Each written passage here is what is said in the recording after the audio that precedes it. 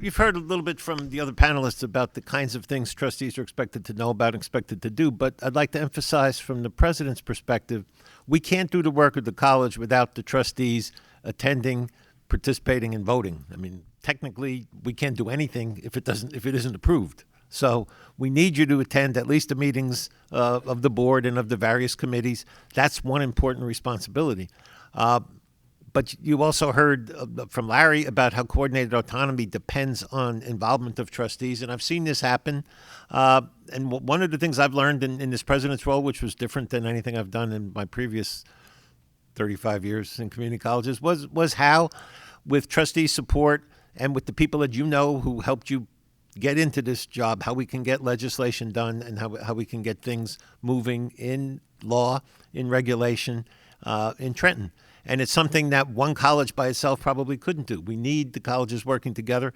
One example from my own experience is this rule, which has helped. It still needs a way to go before it is fully effective. But the Lampet legislation, if you've ever heard of that, which is the rule that talks about transferring credits from community colleges to state colleges, that students shouldn't lose credit when they move. And that started in the retreat of our Board of Trustees at Camden County College, where one of the trustees said, you need to do something about that. How can we work to get that done? And one of our board members, who was a political supporter of Assemblywoman Lampet, got her interested in the issue, and then we went and spent a lot of time talking to her and to other legislators on the committee, got allies, and board members from different colleges helped support us to get that, and the legislation was passed. A similar thing may be happening in the next year, where you can play a role both for your particular own college and for community colleges in general on the community college baccalaureate. I don't know if you've read about this. It's something which has been put into place in 22 states.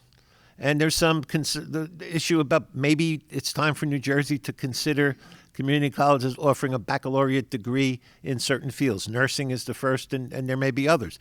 Now, each college has to make a decision of how it wants to proceed, but as a group of community colleges, coordinated autonomy, I think we need to work together so that the legislators from all of our areas understand what the issues are, understand why this is something they should consider, and then hopefully they will support us, even though it may not need legislation. If it does come to that, we may ask for legislation that would help that happen. So I think board members have responsibilities at two levels: the immediate local level, representing the people of your county, the best interests of the students in your county in the daily operations of the college, what's going on, what the issues are, how to set tuition, how to improve programs, how to hire staff. That's all things that you do. Not somebody in Trenton's going to do that. And then at the broader long-term issue of policy, state policy and state regulation, where you have an influence that frankly the colleges themselves staff don't have, because you are representatives of the community, you know the political leaders, and you can talk to them in ways that they may understand.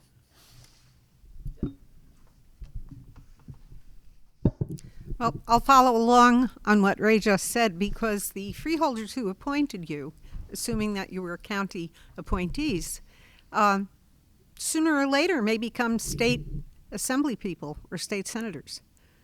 And then sooner or later, they're in Washington, and when you go to call on them, it's on a first-name basis. And it's that kind of connection that trustees can maintain that helps to influence outcomes of things. I was thinking, well, yeah, people should be activists, but it's not necessary to go out barn burning to be an activist.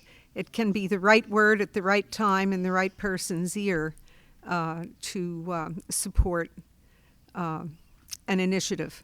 And as a trustee ambassador, a trustee would get a call perhaps from NJCCC to please call your state representatives and tell them that you support this particular stand.